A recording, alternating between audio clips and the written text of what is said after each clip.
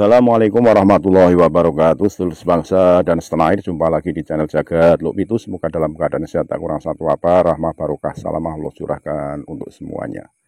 Dalam sebuah podcast, Yai Ali Amin, Habib Taufik Bifaqih, menyatakan dengan penuh legowo kalau memang dari marganya tidak tersambung sebagai duriah Rasulullah Shallallahu Alaihi Wasallam. Keterangan-keterangan ilmiah yang sangat apik ini sebagai bentuk pencerahan bahwa Habib Taufik Bifaqih menerima keadaan kalaupun tidak tersambung sebagai duriah Rasulullah Shallallahu Alaihi Wasallam. Banyak sekali fenomena-fenomena pemalsuan Habib di Indonesia ini yang mana dari pihak Robitoh Alawiyah sendiri kurang ilmiah dalam menampik sebuah oknum yang mengaku sebagai dirinya Habib. Maka apa yang disampaikan oleh Taufik Bifaqih ini perlu menjadi tindak lanjut baik dari Robitoh Alawiyah maupun dari yang pro tesis Kiai Haji Imaduddin Usman Al-Bantani. Bagaimana juga Habib Taufik Bifaqih ini jangan sampai kalaupun dari Habib Taufik Bifaqih tidak tersambung ke duriah Rasulullah SAW, tentunya jangan sampai menghapus marganya, karena itu merupakan sebuah kebanggaan bagi Habib Taufik Bifaqih itu sendiri. Lebih jelasnya mari kita simak bagaimana penuturan Habib Taufik Bifaqih lewat video berikut ini. Sekali lagi mohon maaf yang kami Nusantara Militer. Assalamualaikum warahmatullahi wabarakatuh. Makasih Pak Kiai. Al-Mukarram Habib Amato yang saya hormati. Masya Allah, berkah sekali sama beliau ini. Yang saya hormati Ustadz Ali Amin, saya Taufik, pakai Bifaqih. Terserah ini Bifaqih mau dipahami sebagai Habib, mau dia asli atau palsu, yang jelas Bifaqih. Nggak ada yang boleh larang kalau saya mau pakai marga Bifaqih, karena memang sama itu kah bisa Allah gitu. Orang tua saya memberi nama saya Taufik Bifaqih. Kemudian dia sendiri juga bermarga Bifaqih, dan kakeknya juga bermarga Bifaqih. Mau dia nyambung ke Ba'alawi atau terputus di Nabi Muhammad atau tidak, itu urusan lain. Bahwa saya dipanggil Habib atau tidak dipanggil Habib, itu nggak ada urusan. Bahwa kami kemudian juga dikenal, disapa dengan panggilan Habib, itu juga bukan sesuatu yang spesial atau istimewa. Tapi intinya diskusi kali ini saya sangat merasa senang karena ini menjadi forum tabayun, sekaligus mengklarifikasi kepada ruang publik bahwa fenomena Habib, baik dia sebagai sebuah entitas atau komunitas yang perlu dipelajari eksistensi mereka, sekaligus yang karena mengikuti perkembangan sedang kontroversi, saya kira forum ini akan sangat bagus. Saya sepakat dengan Ustadz Ali Amin bahwa kita mungkin forum ini bukan bicara soal lebih dalam tentang polemik nasab, tapi yang ingin kita diskusikan bahwa ada problem yang barangkali menarik kalau kita mau mengupasnya. Nah, saya sangat senang ketika Kak Amato, ya saya juga sering panggil beliau Kak Amato atau Bang Amato ketimbang Bib Amato. Ya kecuali kalau dalam keadaan kepingin dapat barokah saya panggil Habib gitu. Jadi gini, saya kebetulan benar di Manado pernah menjadi penyelenggara pemilu, tapi sebelumnya saya juga bagian dari keluarga besar IAIN sebagai dosen, walaupun sekarang sudah non-aktif. Keseharian saya sempat menjadi komisioner di Bawaslu, dan memang saat ini sudah mengikuti karir di dunia politik praktis, walaupun kemudian semua itu kan saya kira hanya sekedar tempelan-tempelan untuk menunjukkan bahwa kita eksis dalam peradaban ini. Bahkan saya digadang-gadang sama teman-teman sekarang lagi rame-rame untuk ikut kontestasi sebagai calon wakil wali kota. Siapa tahu dua orang ini mau jadi tim sukses, bogo. Selanjutnya, ya saya secara pendidikan juga memang pernah, saya nggak mau bilang mondok ya, tapi pernah berada dalam satu lingkungan pendidikan agama yang agak serius. Tidak seperti pesantren, tapi menjadi apa istilahnya itu, kami istilahkan sebagai program khusus, di mana kadang-kadang lebih pesantren daripada pesantren itu sejak MTS. Kemudian SMA-nya saya di Madrasah Aliyah yang ada di Tarakan, kemudian hijrah ke Manado, Man Model. Ya, mengikuti kajian keagamaan memang lebih ke majelis sendiri. Kebetulan abah saya pimpinan dan juga pengasuh majelis taklim yang memang kita belajar agama agak serius di situ.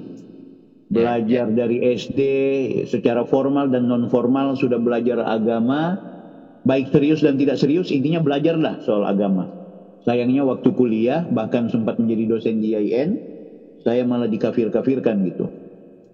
Karena soal gerakan-gerakan yang memang tidak seperti umumnya kalangan yang dinisbatkan sebagai kalangan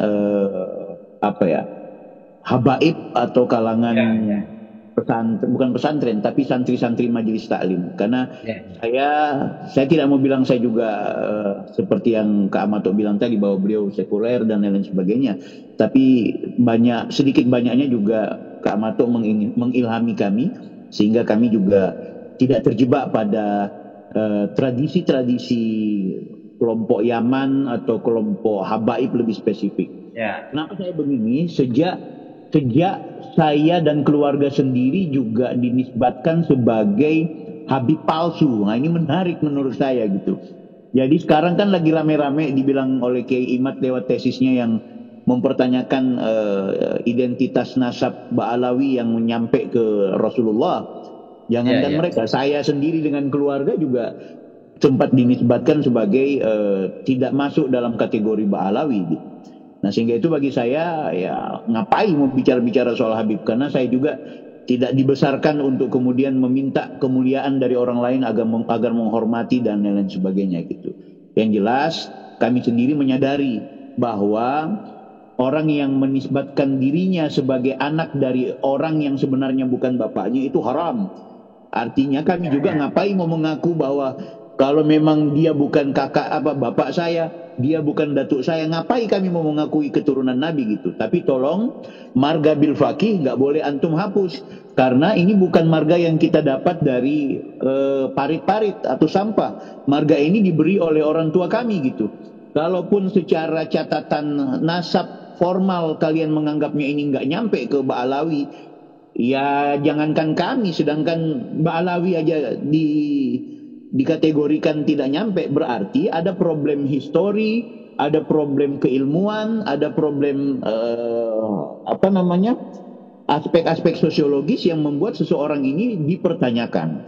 Aku pikir itu sebagai preambul saja, dan pada dasarnya memang benar kalau keluarga-keluarga kami banyak juga menjadi pengurus Rabitah Alawiyah, sehingga itu mereka asli. Karena kami tidak jadi pengurus Rabitah, kami palsu gitu. Itu sempat begitu kemarin ribut-ributnya. Yang jelas penting untuk kita bicara ini fenomena Habib ini bagaimana sih kan gitu.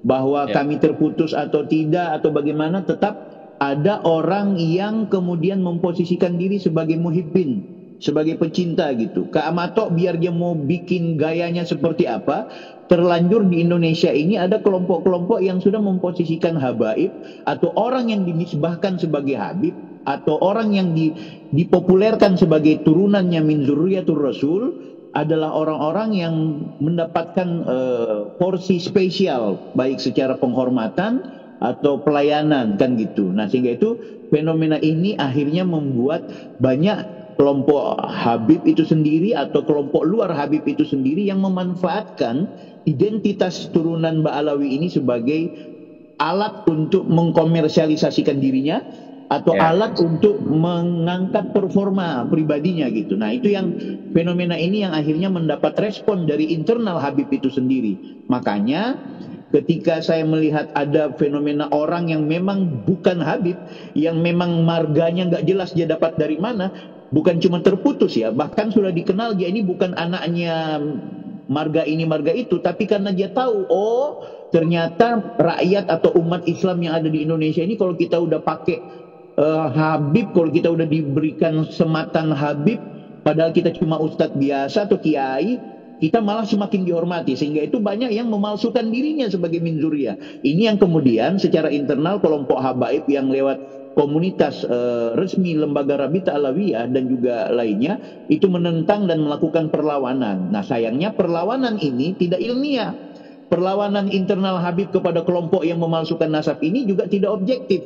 Sehingga ketika bertemu dengan ada Habib-Habib atau ada marga-marga Habib yang entah dia terputus atau tidak, tapi perlu mendapat sentuhan dan perlu mendapat semacam analisa dan penelitian lebih komprehensif, justru langsung dinyatakan sebagai ini Habib palsu karena nggak masuk namanya di Maktab Daimi atau Nagabatul Asraf, tidak melihat ada nama ini, turunan ini terputus, itu langsung disematkan, akhirnya jadi konflik.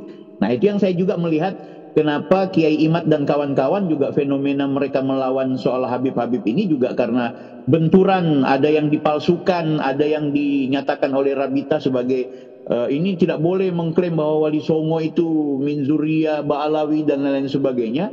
Akhirnya terjadi perdebatan. Aku pikir itu sebagai preambul ya. Nanti diskusinya akan lebih lancar. Silakan Pak Yari. Oke, terima kasih Bib Fakih. Saya kira Bib Fakih, Taufik Bil Fakih sudah sedikit